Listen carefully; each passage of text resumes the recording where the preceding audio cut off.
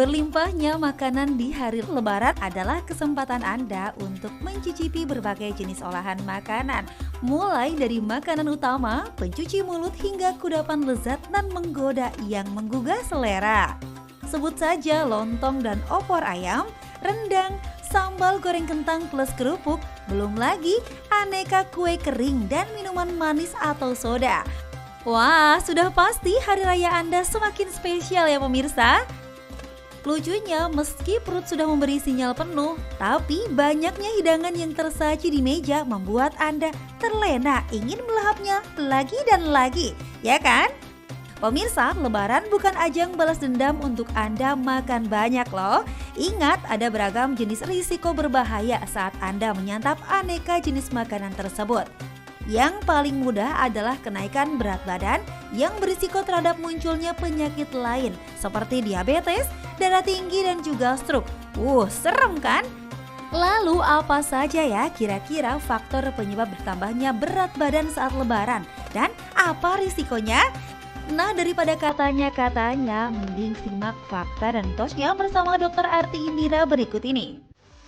Pemirsa, aneka kue dan minuman manis seperti sirup adalah dua jenis sajian yang wajib ada saat hari raya tiba dan bisa membuat kita ketagihan.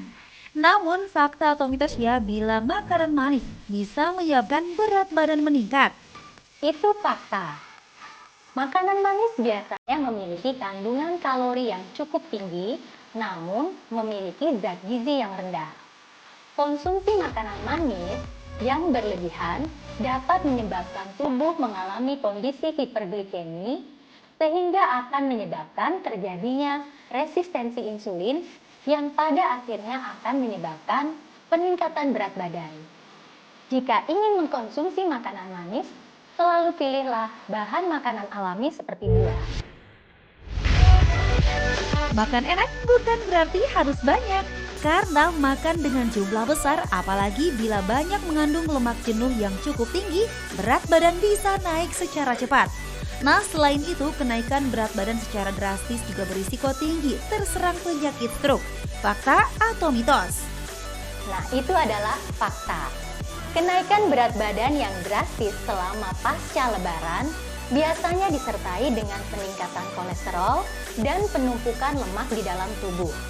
Kondisi ini akan menyebabkan jantung kekurangan suplai oksigen, sehingga tubuh akan mengurangi suplai oksigen ke otak yang akan menyebabkan terjadinya peningkatan resiko serangan stroke. Opor ayam dan juga rendang adalah hidangan khas Nusantara yang wajib hadir saat hari raya. Perpaduan rempah dengan gurihnya santan mampu meningkatkan cita rasa pada masakan asli Indonesia ini. Tapi hati-hati pemirsa, banyak mengkonsumsi makanan mengandung santan di hari raya Lebaran juga bisa membuat berat badan Anda bertambah. Fakta atau mitos? Nah, itu fakta. Santan sebenarnya mengandung lemak nabati dalam bentuk asam lemak rantai sedang yang memiliki manfaat untuk tubuh. Konsumsi santan segar sebanyak 1-2 kali dalam seminggu sebenarnya tidak memiliki efek yang merugikan untuk tubuh. Namun, seringkali proses penyajian santan ini melalui pemanasan yang berulang dan konsumsi dalam jumlah yang banyak akan menyebabkan kenaikan berat badan sewaktu sehabis Lebaran.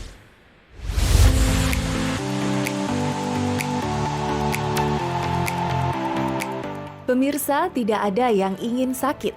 Tapi bila sudah terlanjur, maka Anda harus berurusan pula dengan yang namanya obat. Nah, berikut ini adalah daftar obat-obatan yang ketika ditemukan pertama kalinya mampu merevolusi dan mengubah wajah dunia kedokteran. Penasaran? Simak ulasannya berikut ini. Yang pertama adalah aspirin. Melalui tangan seorang apoteker bernama Felix Hoffman, obat pereda rasa nyeri ini berhasil dikembangkan. Ia mensintesis asam asetil salisilat sebagai pereda nyeri yang awalnya digunakan untuk menyembuhkan gejala rematik yang dialami ayahnya, dan hasilnya terbukti ampuh. Nah, aspirin adalah obat pertama di dunia dalam bentuk tablet yang mampu merevolusi industri farmasi dunia. Obat yang ditemukan pada tahun 1899 tersebut sekarang sudah mengalami beragam penyempurnaan, sehingga juga bisa digunakan sebagai penawar untuk berbagai macam penyakit. Yang kedua adalah chlorpromazine atau Thorazine. Obat ini digunakan untuk menangani gejala psikosis pada penyakit skizofrenia.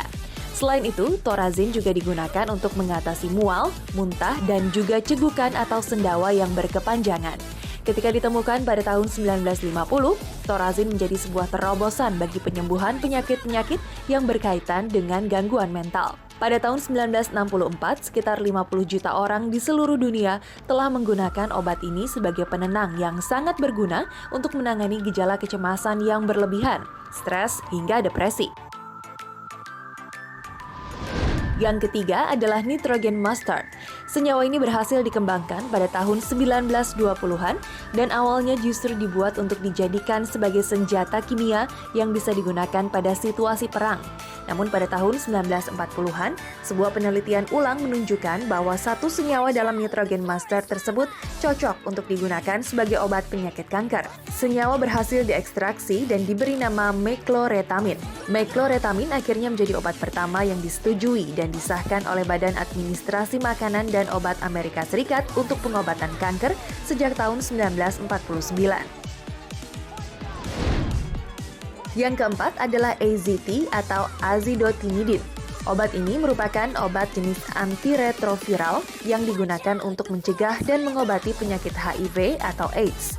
Obat ini sejatinya dibuat untuk mengatasi penyakit kanker pada tahun 1964 oleh Jerome P. Horwitz, walaupun akhirnya penggunaan AZT justru dianggap lebih tepat untuk mengobati penderita HIV.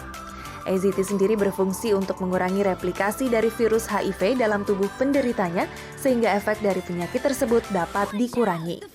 Nah, meskipun obat ini tidak dapat menyembuhkan penyakit HIV, namun azidotimidin telah terbukti mampu memperbaiki tingkat harapan hidup bagi pasien penderita infeksi HIV.